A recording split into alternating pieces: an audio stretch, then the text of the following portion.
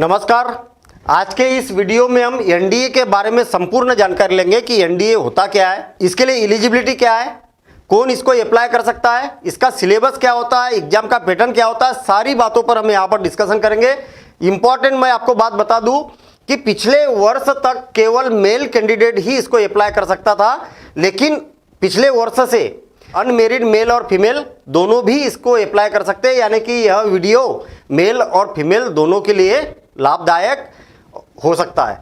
आप देखेंगे कि यहाँ पर इस वीडियो में हम ये देखेंगे कि एनडीए क्या है, इसके लिए क्वालिफिकेशन क्या होती है, मतलब क्या योग्यता होती है, सिलेबस क्या है, मतलब इसका पाठ्यक्रम क्या होता है, इसमें जाने के लिए एज लिमिट कितनी होना चाहिए, एग्जाम पैटर्न क्या है और फिजिकल टेस्ट क्या है, और अंत में देखेंगे हम कि इसके द्वारा हमें ज्वाइन करने के बाद में सैलरी कितनी मिलती है। तो एक एक बात पर एक एक पॉइंट वाइज हम यहाँ पर डिस्कशन करेंगे। What is NDA? एनडीए जो होता है वो ऑफिसर रैंक के लिए आर्मी में, एयरफोर्स और नेवी में सिलेक्शन के लिए एक एग्जाम कराया जाता है, एक टेस्ट कंडक्ट कराया जाता है, जिसको हम एनडीए के नाम से जानते हैं, जिसका national defence academy full form होता है। एज लिमिट कितनी होना चाहिए?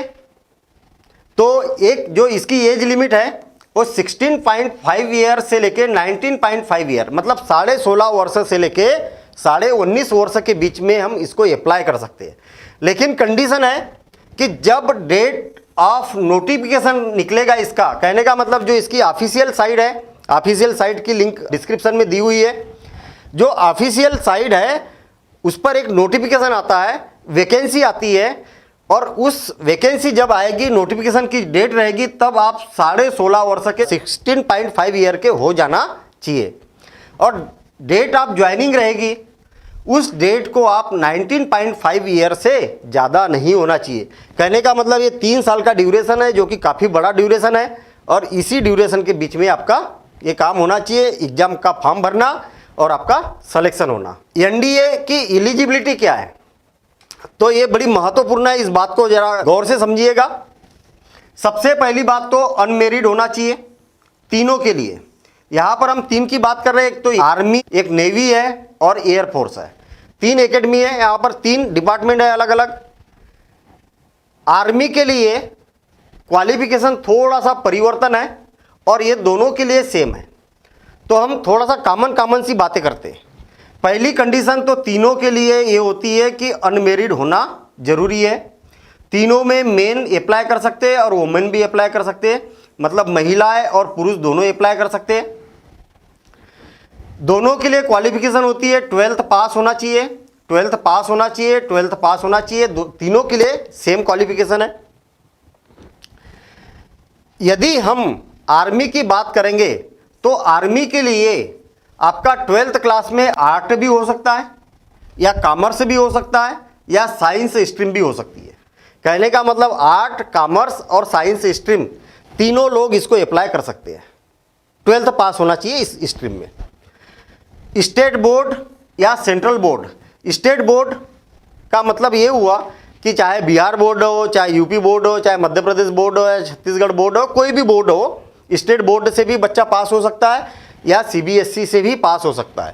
तो 12th पास होना चाहिए, चाहे स्टेट बोर्ड हो चाहे सीबीएसई बोर्ड, इससे कोई फर्क नहीं पड़ता है। ये दोनों के लिए, हिंदी मीडियम और इंग्लिश मीडियम दोनों के लिए, हिंदी मीडियम हो आपका चाहे इंग्लिश मीडियम हो, दोनों मीडियम के लिए, दोनों माध्यम के लिए यह काम करेगा। ठीक है। नेवी और एयरफोर्स, अगर हम इसकी बात करेंगे तो इसमें पीसीएम का होना जरूरी है 12th क्लास में। देखिए, पीसीएम का 12th क्लास में होना जरूरी है। अब इस बात को ध्यान से समझना, कई बच्चों का इस प्रकार से सब्जेक्ट होता है फिजिक्स, केमिस्ट्री, मैथ्स, ये बच्चे अप्लाई कर सकते हैं। अगर किसी ने 12th क्लास में फिजिक्स, केमिस्ट्री और बायोलॉजी लिया है तो ये अप्लाई नहीं कर सकते अगर नेवी में और एयरफोर्स में जाना है तो। हाँ, अगर आर्मी में जाना है तो ये भी अप्लाई कर सकता है, फिजिक्स, केमिस्ट्री और बायोलॉजी। ठीक है। कई बच्चों का फिजिक्स, केमिस्ट्री, मैथ्स और एडिशनल में बायोलॉजी होता है 12th क्लास में, 11th 12th क्लास में, वो बच्चा भी अप्लाई कर सकता है, तीनों में जा सकता है। किसी का फिजिक्स, केमिस्ट्री और बायोलॉजी होता है, एडिशनल में मैथ से सेलेक्ट करता है तो वो भी बच्चा इसमें जा सकता है। यानी कि कहने का मतलब ये वाला जो क्राइटेरिया है वो तीनों के लिए है। और आर्ट, कॉमर्स और साइंस की अगर बात करेंगे तो केवल इंडियन आर्मी में वो अप्लाई कर सकता है। क्लियर? बिल्कुल शॉर्ट में अनमेरिड होना चाहिए, मेन वोमेन कोई भी हो सकता है। एज लिमिट इससे पहले वाली स्लाइड पर हमने डिस्कशन कर लिया। 12th क्लास चाहे किसी भी स्ट्रीम में हो, इंडियन आर्मी में जाना है तो अप्लाई कर सकता है। लेकिन नेवी, एयरफोर्स में जाने के लिए आपका 11th 12th में PCM का होना अनिवार्य है। और मैं इंपॉर्टेंट बात बता दूं, कई बच्चे यहाँ पर खुश होते हैं कि हाँ हमारा आर्ट सब्जेक्ट है या कॉमर्स सब्जेक्ट है। हाँ, कॉमर्स में भी कई बच्चे एडिशनल में मैथ से ले लेते हैं, कुछ बच्चे नहीं भी लेते हैं, तो ये अप्लाई कर सकते हैं। लेकिन मैं आपको बता दूं कि इसमें जो मैथ्स पूछा जाता है ना तीनों में, क्योंकि पेपर तो एक ही होता है सबका, तो मैथ्स जो पूछा जाता है वो मैथ्स 11th और 12th के लेवल का ठीक ठाक पूछा जाता है, ठीक ठाक लेवल का पूछा जाता है। तो यहाँ पर आर्ट और कॉमर्स वाला बच्चा उसको कवर करने में सक्षम हो जाता है। तो यही कारण है कि PCM के लिए यह सबसे ज़्यादा बेनिफिशियल होता है, PCM ग्रुप के लिए। ठीक है, इंपॉर्टेंट बात यह है कि इसका जो एग्ज़ाम होता है वो पैटर्न क्या रहता है और किस प्रकार से एग्ज़ाम होता है। तो इसके 2 फेज है। फर्स्ट फेज है रिटर्न एग्ज़ाम, और इसे सेलेक्ट होने के बाद में दूसरा फेज होता है इंटरव्यू। SSB या सर्विस सिलेक्शन बोर्ड के द्वारा इंटरव्यू कराया जाता है। तो ये 2 फेज होते हैं। हम यहाँ पर रिटर्न एग्ज़ाम किस प्रकार से होता है इसकी बात करेंगे, और इसमें पास होने के बाद ही तो आप उसमें जा पाएंगे, इसलिए ये बात ज़्यादा जरूरी है।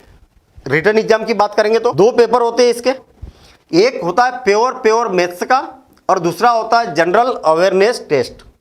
इसमें फिजिक्स भी होता है, केमिस्ट्री, ज्योग्राफी, ये वो सब सारी चीज़ें मैं डिटेल में यहाँ पर हम डिस्कशन करेंगे। सबसे पहले अगर हम मैथ्स की बात करेंगे तो ये पहला पेपर होता है। दोनों पेपर एक ही दिन में होते हैं, 1 डे है। रिटर्न होता है, ऑफलाइन होता है। ऑफलाइन मतलब आपको जाके लिखना पड़ेगा। पूरा MCQ होता है, वस्तुनिष्ठ प्रश्न होते हैं इसमें। मैथ्स में टोटल 120 क्वेश्चन होते हैं। कितने? 120 क्वेश्चन, मतलब एक एक क्वेश्चन 2.5 मार्क्स का होता है। प्रत्येक क्वेश्चन 2.5 मार्क्स का होता है। जनरल अवेयरनेस 600 मार्क्स का है, जिसमें 150 क्वेश्चन होते हैं, 150 क्वेश्चंस, और हर एक क्वेश्चन 4 मार्क्स का होता है। हर एक क्वेश्चन 4 मार्क्स का होता है। तो इस प्रकार से 2 पेपर होते हैं, एक 300 का, एक 600 का, दोनों मिला के 900। मैं आपको बता दूं कि सबसे इंपॉर्टेंट पार्ट ये वाला होता है, यही डिसाइड करता है आपका सिलेक्शन। और दूसरा पार्ट होता है इंग्लिश वाला, उस पर अभी हम यहाँ पर डिस्कशन करते हैं। अगर आपको NDA में सिलेक्शन करना है, सही तरीके से अगर आपको तैयारी करना है, तो आपको मैथ्स वाला पोर्शन स्ट्रांग बनाना ही पड़ेगा। और मैथ्स वाला पोर्शन किस प्रकार से स्ट्रांग बनाना होगा, किस लेवल के क्वेश्चन पूछे जाते हैं, मैं आपको यहाँ पर बता दूँ। 9th 10th का बेसिक आपका पूरा क्लियर होना चाहिए, डिटेल में होना चाहिए, डेप्थ में होना चाहिए। और 11th 12th क्लास के क्वेश्चन पूछे जाते हैं। अब आप बोलेंगे कि 11th 12th क्लास के क्वेश्चन पूछे जाना है, तो 9 10th का क्या इसमें रोल है। तो कुछ क्वेश्चन डायरेक्ट ऐसे कॉन्सेप्ट के आते हैं कि जो उसका कॉन्सेप्ट जुड़ा रहता है 9th और 10th क्लास से, ठीक है ना, वो बेस वही से जुड़ा होता है। और 11th 12th की आपको डेप्थ स्टडी करना है मैथ्स की खास करके, ठीक है। सिलेबस क्या होता है, तो सबसे पहले तो एलजेब्रा में सेट थ्योरी हो गया, है ना, रिलेशन एंड फंक्शंस हो गया। तो इससे रिलेटेड एलजेब्रा में क्वेश्चन पूछे जाते हैं। 11th क्लास का पोर्शन है, 12th क्लास का पोर्शन है। मेट्राइसेस एंड डिटर्मिनेंट, अवयव और सारणिक 12th क्लास का है, ये 11th क्लास बोल सकते हैं हम। इसमें 12th क्लास का भी कुछ पोर्शन है, ये प्योर 12th क्लास का पोर्शन है। Trigonometry pure 11th class. Analytic geometric of 2 and 3 dimension, मतलब दो विमा और 3 विमीय वाली ज्यामिति। तो ये वाला भी पोर्शन जो है 11th और 12th क्लास का दोनों का कवर होता है इसमें, 11th एंड 12th क्लास, ठीक है, दोनों क्लास में ये पोर्शन होता है। Differential calculus pure 12th class, integral calculus pure 12th class, differential equation pure 12th class, और वेक्टर एलजेब्रा 12th क्लास, और statistics and probability 11th and 12th class. तो आप देख पा रहे हैं यहाँ पर कि जो 11th और 12th क्लास का ही सिलेबस मेन पूछा जाता है। 9-10 का आपका बेस अच्छा होना चाहिए। और स्वाभाविक सी बात है कि जो बच्चा 11-12 में अगर मैथ से लेगा, पीसीएम लेगा, तो उसका 9-10 में मैथ से ठीक ठाक होगा। ठीक है ना। चलिए, ये 300 मार्क्स यहाँ पर आपके कवर होते हैं। इसके बाद सेकंड पेपर, ये पहला पेपर था मैथ्स का, है ना। पहला पेपर होता है 2.5 घंटे का, जो हमने पहले डिस्कशन किया था। अब ये सेकंड पेपर है। दूसरे पेपर में ये सारी चीज़ें पूछी जाती है। इस बात को जरा गौर से समझना और डिटेल में समझना। मैथ्स का 300 नंबर का पेपर था, और उसके बाद सबसे बड़ा पोर्शन होता है इंग्लिश का। इंग्लिश का कितने 200 मार्क्स का पेपर होता है। इस पेपर के 2 पार्ट है। एक पार्ट तो प्योर इंग्लिश का है, इसके 50 क्वेश्चन होते हैं। कितने क्वेश्चन होते हैं इंग्लिश के? 50 क्वेश्चन होते हैं। सारे क्वेश्चन 4 मार्क्स के होते हैं। ये बी पार्ट जो होगा वो जनरल नॉलेज, जो कि 400 नंबर का होगा। कितना? 400 मार्क्स का। और 400 मार्क्स इस प्रकार से डिस्ट्रीब्यूट होते हैं। कैसे? General knowledge, physics 100 marks, chemistry 60 marks, general science 40 marks, history and freedom movement 80 marks, और geography 80 marks, current event 40 marks. फिर से और एक बार ध्यान देना, फिजिक्स जो होता है जनरल है, तो 9th क्लास से लेकर 12th क्लास तक की जनरल फिजिक्स यहाँ पर पूछी जाती है। जनरल नॉलेज बोल सकते हैं हम। बहुत ज़्यादा डेरिवेशन नहीं पूछा जाता है, बहुत ज़्यादा हेवी क्वेश्चन नहीं पूछे जाते, लेकिन जनरल चीज़ें इसकी बहुत पूछी जाती है। केमिस्ट्री का भी लेवल 9th क्लास से लेकर 12th क्लास तक का होता है। जनरल साइंस 9th और 10th क्लास का, जैसे बायोलॉजी हो गया, है ना। साइंस में बायोलॉजी से रिलेटेड क्वेश्चन आ जाते हैं। हिस्ट्री की बात अगर करेंगे तो हिस्ट्री जनरल 9th और 10th क्लास का, ज्योग्राफी 9th-10th क्लास।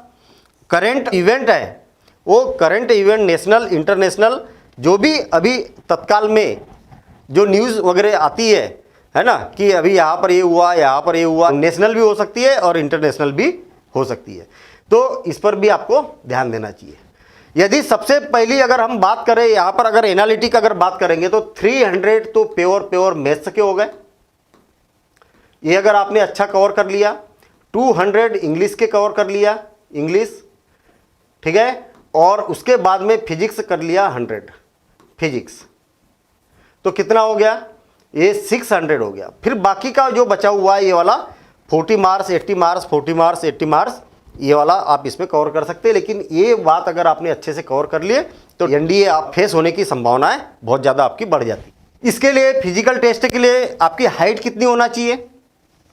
फीमेल के लिए अलग क्राइटेरिया है, मेल के लिए अलग क्राइटेरिया है। फीमेल के लिए 140 सेंटीमीटर से लेके 163 सेंटीमीटर होना चाहिए, और मेल के लिए 140 से 210 सेंटीमीटर। अब आप सोच रहे होंगे कि ये तो बहुत बड़ी रेंज है, बहुत बड़ी रेंज है। 23 सेंटीमीटर का डिफरेंस मिनिमम और मैक्सिमम, और यहाँ पर भी एक बड़ा सा आपको 70 सेंटीमीटर का की एक रेंज मिल रही है। ऐसा क्यों? तो मैं आपको बता दूं कि ये केवल क्राइटेरिया जो है इतना सिंपल नहीं है। ये क्राइटेरिया होता है आपकी एज, जो 3 साल का जो गैप है ना, 16.5 ईयर से 19.5 ईयर तक जो एज लिमिट हमने डिस्कशन की थी, तो उस एज लिमिट में आपकी एज देखी जाती है, आपका वेट देखा जाता है, और उसके कॉम्बिनेशन से आपकी हाइट मैच होना चाहिए। ठीक है ना। तो वहाँ पर इसीलिए ये वाली रेंज इतनी ज़्यादा यहाँ पर दी हुई है। तो इसके लिए एक पूरा टेबल बना हुआ है, डिस्क्रिप्शन में लिंक दी हुई है, ऑफिशियल साइट की लिंक दी हुई है। आप उसको देखेंगे तो वहाँ पर आपको एक टेबल मिल जाएगा, और उस टेबल में एक पीडीएफ भी मिल जाएगा आपको लिंक में, और उस पीडीएफ में सारी चीज़ें दी हुई है। आप ऑफिशियल साइट पर भी जा सकते हैं, या मैंने वहीं से नोटिफिकेशन डाउनलोड किया, तो आप डिस्क्रिप्शन में पीडीएफ भी इसका देख सकते हैं। सैलरी कितनी होती है? तो 56,100 से लेके 1,77,500 होती है, ये सैलरी है। और साथ ही साथ में आपको जो फैसिलिटी मिलती है वो अलग है। ठीक है ना।